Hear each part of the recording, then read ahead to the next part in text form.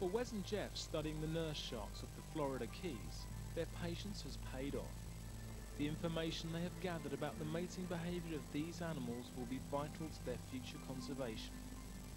However, for many animals, help does not arrive in time. What does the future hold for these species? Conservationists and scientists cannot agree on how these animals can be saved. Extinction has always happened. It's a totally natural process.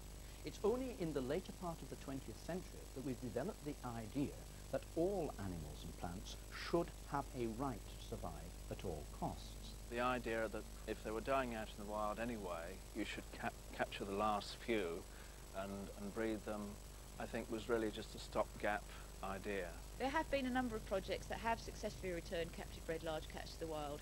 Not generally cats quite as large and dangerous to humans as the tiger, and that is an important factor. When a population of animals becomes too small, breeding them in captivity is a useful way to increase their numbers. In recent years, zoos have raised conservation awareness through captive breeding. But is this a solution for all endangered animals? The giant panda is one species that has not benefited from captive breeding. Despite years of work, giant pandas do not often reproduce successfully in captivity. Scientists are busy studying these animals in the wild. They are determined that everything possible should be done to save this species. Understanding their behaviour is seen as the only way to make a breakthrough in their captive breeding. Professor Philip Stott sees the case of the giant panda as typifying all that is wrong with current thinking in conservation. We like the panda. We have turned it into our Pooh Bear. We are insisting that it survives. Therefore, we ship it round the world. No zoo can make money without big cats and a panda, so it's often kept in badly run zoos. What else do? We ship it round the world and try artificial insemination of it. We're now talking about cloning it. I ask you a very serious question. Which is more moral? To let that animal go its normal way as a wild, truly wild animal, or to do what we're doing to save it because we like it? Although extinctions have always happened, they are now happening more frequently as a result of human activities. Surely then we should be trying to help. Most conservationists would agree, but how should we be going about it? I'm on my way to Welwyn, which is north of London, to meet Dr. Terry Moore, who's the founder of the Cat Survival Trust. Terry runs the Cat Survival Trust, primarily as a refuge for exotic wildcats in captivity. Terry, what have we got here at the end? And then in here we have the Geoffroy's cat. And the Geoffroy's cat come from South America. These are, as you see, a very small cat. They're found in Chile, Argentina and Paraguay. And they're unfortunately still killed in large numbers, and it takes 55 of these to make a full-length coat. So it is really very serious. I mean, it's bad enough when you're killing leopards and whatever to make coats, but it takes 55 of those to make one full-length coat. Terry's passion for the less well-known cats started 30 years ago, when he realised the extent to which habitat loss, and the fur trade in particular, were drastically reducing the number of animals. He originally set up the trust to breed endangered cats, with the hope of releasing them back into the wild. But over the years, he has come to the conclusion that this is not the best way to save animals. I think everyone in the 1970s particularly saw that captive breeding was the only solution to many of the rare species. The idea that if they were dying out in the wild anyway, you should capture the last few and breed them, I think was really just a stopgap idea. Certainly as a sole solution, it's no good when all the wild places are disappearing. It's, as I say, much better to look as much at protecting wild habitat now before it all disappears as it is to breeding the animals in captivity. Terry's belief is that it's better to protect the animals in their home environments than to keep them in captivity. It's a very expensive process. Not only the feeding and the cost of the labour for looking after them. If you compare our operation here, we have 45 cats at the moment. The food alone is 25,000 a year. And yet we have a reserve, a 10,000 acre reserve in Argentina, where there are nearly 60 cats living in their own environment.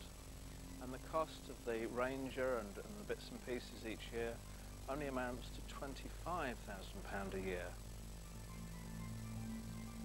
In theory, Terry's ideas seem to make perfect sense. By protecting the environment in which the cats live, he's also protecting the other animals that they share their environment with. Billions of insects, hundreds of thousands of birds, reptiles, fish and mammals. He is using the cats as a flagship to protect an entire habitat. He has won awards from the Argentinian government for his work, and the whole project has been such a success that he is now hoping to raise funds to buy land in another 4 countries. A total of 300,000 acres at a cost of £10 million.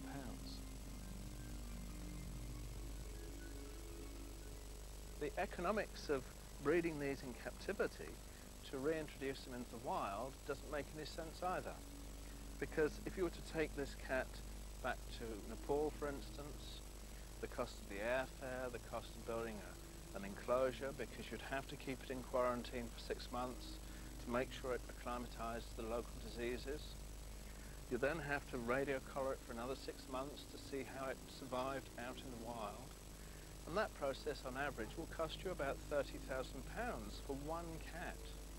And that doesn't guarantee that it will still be there the year after unless you spend more money leaving a ranger to watch that one cat. So protecting habitat with species already in it is by far the most economic way of going forward in the future. In many ways, Terry is right, but for animals like the tiger, trying to protect their habitat is just not enough. At the moment, tigers are so persecuted that to ensure their safety in the wild, each animal would need to be guarded constantly. This is not realistic, so what else can be done?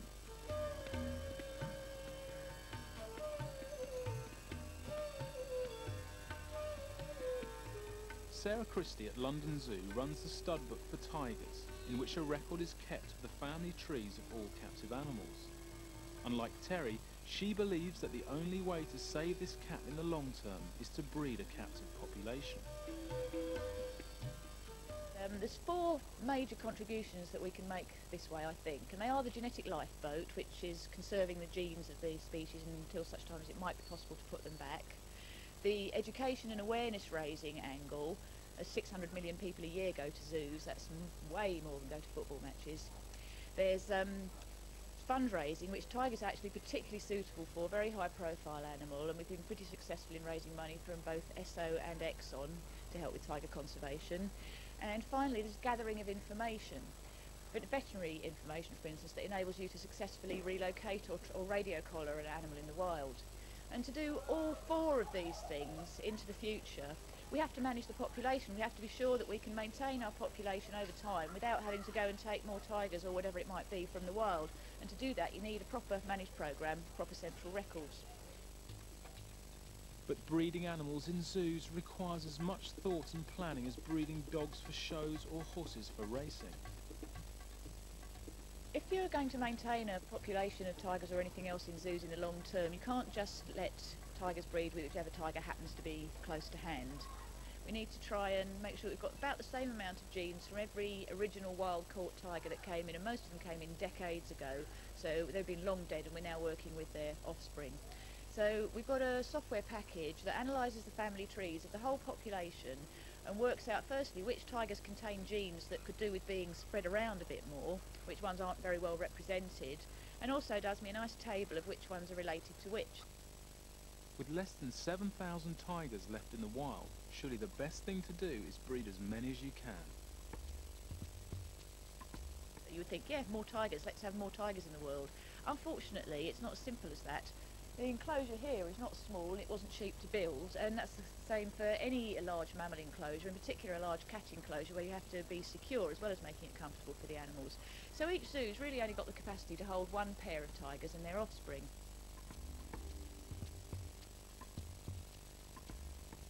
Tigers breed really well in zoos. We could be kicking out 2-3 cubs every couple of years from every zoo in Europe. We wouldn't know where to put them.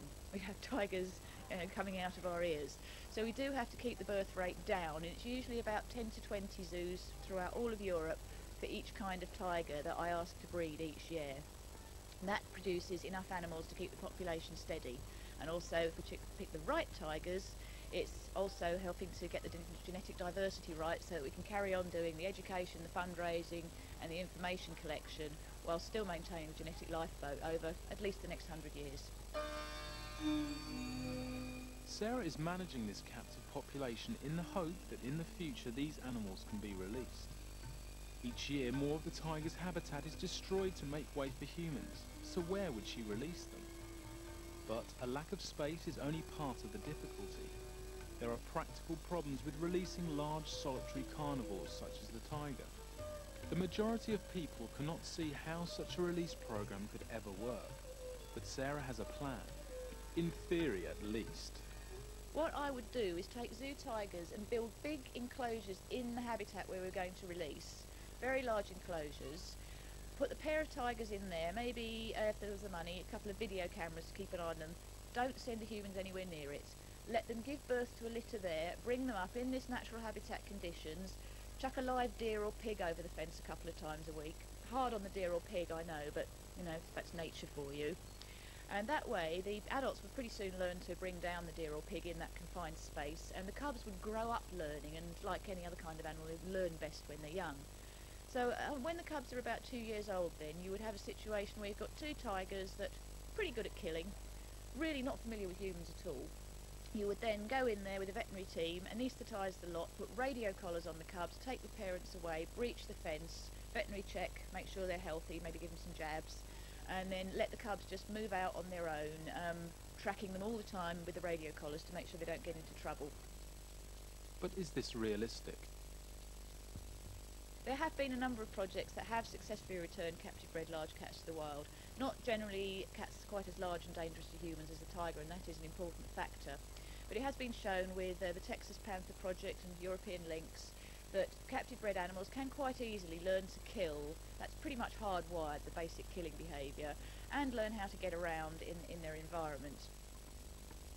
But most people still aren't convinced. After all, who would want a tiger released into their backyard? Sarah's idea of breeding these animals in captivity for future release, and Terry's idea of protecting them in the wild, will work for some endangered animals, but not for all of them. As we are beginning to see, there is no one method for resolving these problems.